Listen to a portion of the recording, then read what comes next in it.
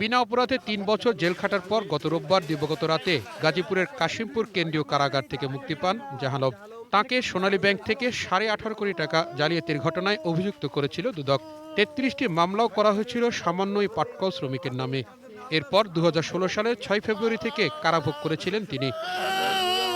দুদক বলছে সম্পূর্ণ বিষয়টি ভুল ছিল, তাদের বিভ্রান্ত করা হয়েছিল। আইডি কার্ডটাই জাল, আমি বলি একটু।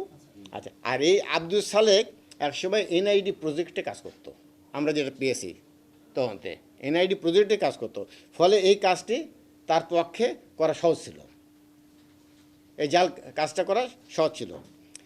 আর সে কি করলো তখন, সে মোটামুটি একটা তার চেহারার সঙ্গে মিল আছে এরকম একটা মিল দেখে মোটামুটি পেয়ে গেল এবং জাহালমের সেই ঠিকানাটা সে ব্যবহার করলো।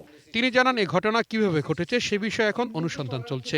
জেলা জজ পদমর্যাদার কমিশনেরই একজন পরিচালকের নেতৃত্বে 1 সদস্যের কমিটি এর তদন্ত করছেন।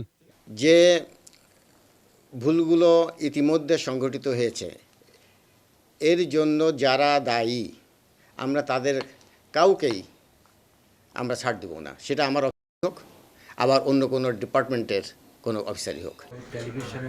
এদিকে এ ঘটনায় জড়িতদের বিচার হবে বলে আশা প্রকাশ করেছেন তথ্যমন্ত্রী হাসান মাহমুদ।